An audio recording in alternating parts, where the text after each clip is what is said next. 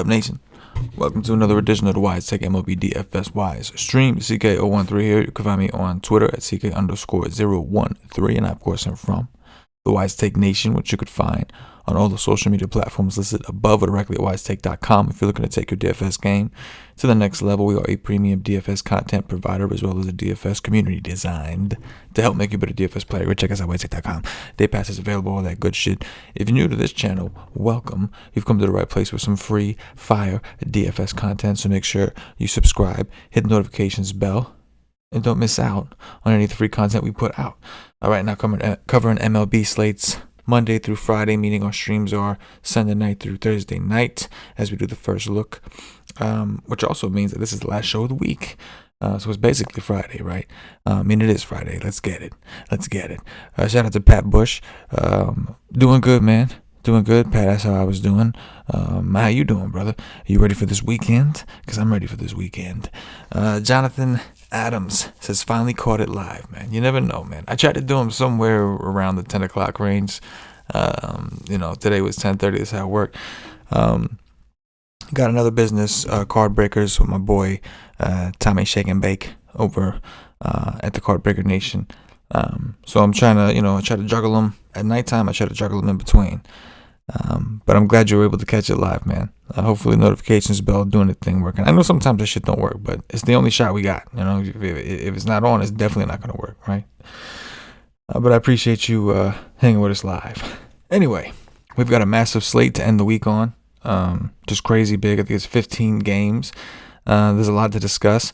Not really, because I've kind of simplified things to the things that stood out to me the most in my first look. Now, keep in mind, this is a first look show, so a lot of the stuff we talk about are going to be somewhat chalky, because that's what is going to pop out, I would think, to most people, with maybe a couple things that I'm just like, no, that's just like a me thing, or that's something I look for mixed in between. But anyway, we're going to go top pitchers, top offenses, things to watch and don't watch, like always. And we're going to start off with the top pitchers. So Mad Max is the ace of the slate, in my opinion. You could argue that Zach Wheeler is that guy, but when it comes down to matchup, I think Scherzer's actually got the better strikeout matchup. If we take a look at Philadelphia's offense right now, 88 WRC plus against righties, 298 WOBA, 142 ISO, 25.7% K rate. Now, the Nationals are not good against righties either. 87 WRC plus, 300 WOBA, 136 ISO. However, the big difference here, Washington 22.3% strikeout rate. So I think that Scherzer is just in a better position to get those strikeouts. I do believe Scherzer is a better strikeout pitcher. His numbers also would back that up. But over the longer sample, right? Not just this season, over the longer sample. Tyson, what's going on, bro? What's going on, Tyson? Who? That's right. That was up top. That's right. Hashtag life. But yeah, I think Wheeler this season is comparable, but Scherzer's kind of on his own planet, and I just would rather attack Philly in terms of fantasy, right? Strikeouts is still king. But I do think Wheeler is a very viable option. Wheeler is actually more expensive than Scherzer on FanDuel. They're giving him the ultimate respect, but it is a deep slate, so we'll continue. Julio Yurius against Atlanta doesn't seem like the best matchup on paper. Going up against Atlanta, very right-handed heavy team. And if we look at Atlanta, 212 ISO, 325 WOBA, 104 WRC plus. However, they do strike out at a 25.3% clip. So if Urias can avoid the power, there could be some strikeouts in between. Definitely tournament only. I don't see why you're clicking him over Scherzer or Wheeler at this point. Freddie Peralta against Arizona, I think, is in play for tournaments. Strikeout rate high, technically the highest strikeout rate on the slate. Again, we're working with small samples. I don't like the fact that he's got a 50% fly ball rate, 206 batting average, balls in play is a little scary, with the regression monster around the corner, but everything else looks really solid. K rate, Sierra, XFIP, everything looks solid. The catch for me here is he is playing the Arizona Diamondbacks, who have a 23.8% K rate, a 141 ISO, 299 WOBA, 87 WRC plus. The D-backs are just a team that I don't really rely on to strike out a ton, unless it's like a Jacob deGrom. But I guess you can argue, not that this guy's anywhere near Jacob deGrom, but you could argue that this guy is also a very strikeout dominant pitcher. And You can argue that against the fucking wall, for all I care. Blake Snell. So what's up with Blake Snell? Hold on. I mentioned Garrett Cole. Last night I talked about Garrett Cole. And I had said that it almost seems like now that the MLB isn't looking into the stickum shit, he just decided to stop using it. And I guess we could verify that with spin rate, which maybe I'll take a look and see if his spin rate has changed in his last few starts. But I guess I should have been proactive and looked that up. But something just seems weird, man, because the Rays just beat him up. There was 5 earned runs. He did get 7 Ks, but it's the Rays. Something seems off. Blake Snell, still with a 32% K rate, but a 5.55 ERA is kind of like, is that just luck? Which it does kind of look like that's the case. 333 BABIP's a little bit high. 3.59 xFIP, 3.998 Sierra. It's higher than, the Sierra is higher than we're used to with him, but it's still low in terms of like what the league average is. 35% are contact rate. He is playing the Mets. The Mets are getting a little healthier, a little bit. But they haven't shown a lot of power. 155 ISO to lefties. Strikeout rate's been mediocre, 23.7%, 315, well over 104. I'm totally good attacking the Mets with the right guy. I think Snell could be that guy. But I think on FanDuel, Snell will be very popular. And on DraftKings at 9.2, with how he's looked, I guess I would have liked to have seen him a little bit cheaper. They're not 7.9, but maybe like 8.7, 8.8, something like that. But definitely someone who stands out. Last one I'm going to address. There's a couple others we can discuss, but the last one I'm going to address on this show, in this section, is Mr. Ohtani. I talked about Ohtani having regression coming. He's corrected. The xFIP is lowered a little bit. Sierra's still a little high, 4.35, but they're both still a lot higher than his ERA. 32.5% K rate, solid. 2.22 batting average balls in play. Again, kind of showing us maybe that luck's played a factor in that low ERA. He's still really cheap on DraftKings at 7.6. Expensive on FanDuel. We're not really talking about FanDuel. On DraftKings, 7.6, still really cheap. And in terms of matchup, if we look at Seattle against lefties, 27.7% K rate, a 159 ISO, 280 WOBA, 83 WRC plus, but 27.7% K rate for Seattle against lefties. Looks like a really good spot. I would anticipate him being pretty popular. Leonard, what's going on, man? Good to see you, Leonard. Leonard, I've been seeing Leonard comment, man. I'm loving it. And good to see you catching us live, bro. Good to see you. All right, we're going to move on to top offenses. Let's take a look at this. So, obviously, we have cores on the slate. You know, DraftKings, they finally just said fuck cores, right? They went ahead and priced John Gray at 9K. He's 6'5" on FanDuel. I don't think John Gray should be 9K on the road at this time. I mean, he's been better, don't get me wrong. And then, Frankie Montas, 9.9. So it's almost like they thought the game, I mean, it's almost like one of those ironic jokes like you call, like the big guy tiny. You know what I mean? It just seems ironic to put these kind of guys in these situations. John Gray going to have his hands full with Oakland. If we take a look at Oakland against righties, 170 ISO, 309 WOBA, 103 WRC plus, but still one of the better teams, at least somewhere in the top half in terms of offenses against righties. And now they're getting a huge park boost. Remember, these guys play half their games in one of the better pitching parks in the game. Huge park boost. Definitely interested in the A's, but they will be popular. And then for Frankie Montas, his numbers aren't awful, but he hasn't looked that great.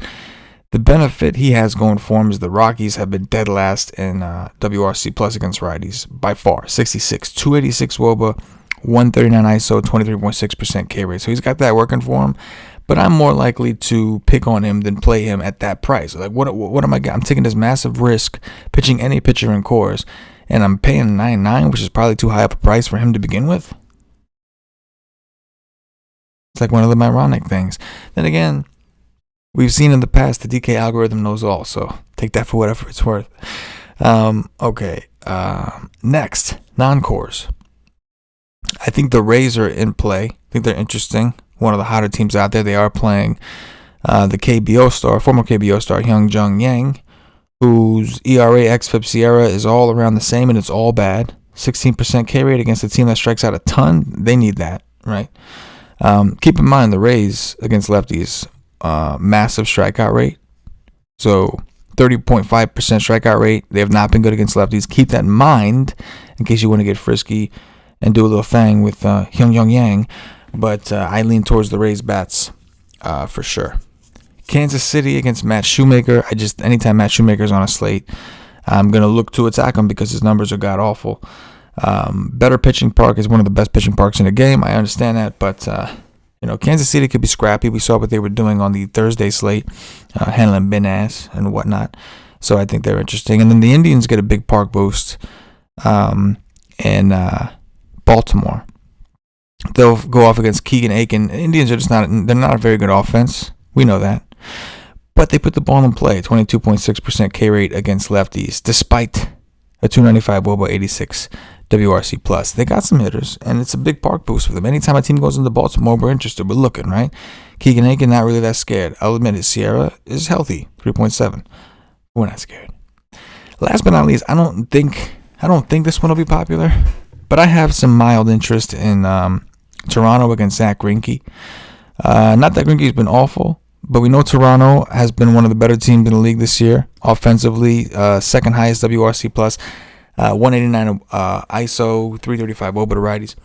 They're in Buffalo, which from my understanding, the win has a lot to do with how that park plays out. I mean, last year it seemed like it was super hitter friendly. I'm just going to throw that out there. So we're getting this pretty good hitting park.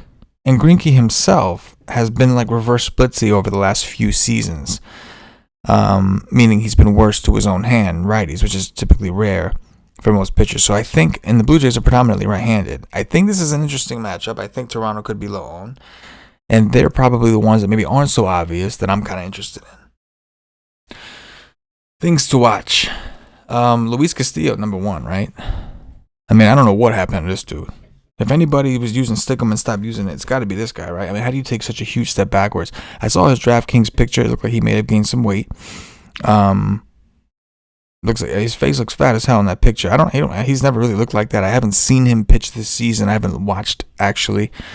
But something's not right. I mean, listen, maybe his xFIP and Sierra aren't as bad as a 7.22 ERA, but they're still pretty bad for him. A 19.3% K rate. He's been unlucky, and he plays in Cincinnati. What's interesting, he's doing all this with a 21.7% hard contact rate. I mean, at his price, 6.6 on FanDuel, 7.3 on DraftKings, like, how many times does he have to screw me for me to stop playing him? It's hard, man. I was a big Steele guy when he was good, and I just can't really accept why he's been so bad. But he's getting a big park boost playing in St. Louis as opposed to his home park, Cincinnati. Something to keep an eye on. Dallas Keuchel playing Detroit, 12% K rate in a good hitter's park, going up against 31% K rate against lefties, 109 ISO, 279 WOBA, 77 WRC plus. Is Keuchel actually a viable option with his 12% K rate because of the opponent, or is this a situation where Detroit may actually put up some runs at very low ownership? And I say it like that when Detroit's actually been pretty pesky. But against lefties, you saw the numbers. Numbers speak for themselves. Last but not least, I talked about my interest in the Toronto against Greinke. Hyunjin Ryu going up against the Astros. Ryu's got some solid numbers.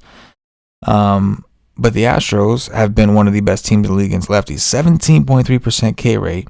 159 ISO is not great, but a 340 WOBA, 124 WRC plus, which is second in the league, only behind the White Sox, whose numbers are on steroids against lefties. So I think that that is something to keep an eye on. What wins that? Does Ryu go? Maybe it's a mediocre outcome, but does he go at low ownership, or does Houston come in really low owned? Hindsight's 2020. People come back and look and like, oh man, how did I not see this about Houston? Okay, you tell me. Leave it in the comments. Dong watch time. It is Dong watch time. Time it is, and I'm going with Austin Meadows, number one. Let's get Austin Meadows on the screen here. 5'9", damn. We'll go. That's a lefty too. I just don't think Yang is going to be in the game that long. We're going J-Ram number 3. That's right.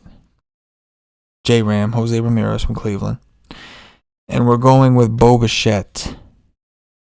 Well, I meant 3. I said 3. I meant third base. My fucking bad. Mr. Bo Bichette, 4,500. So Ramirez, Bo Bichette, Austin Meadows. That's today's Dong Watch. I appreciate those of you that took the time to hang out with us live. Please hit the like button on your way out. Make sure to leave some comments. Love hearing from you guys. Leonard, keep doing your thing. Jonathan, man, I'm glad you were able to catch us live. Pat, keep doing it dirty, like you always do. Hit the like button on your way out. Subscribe. Have a great weekend. We'll see you guys Sunday night. Talking about Monday slate. Or myself. The entire WiseTake Nation, as always. Good luck.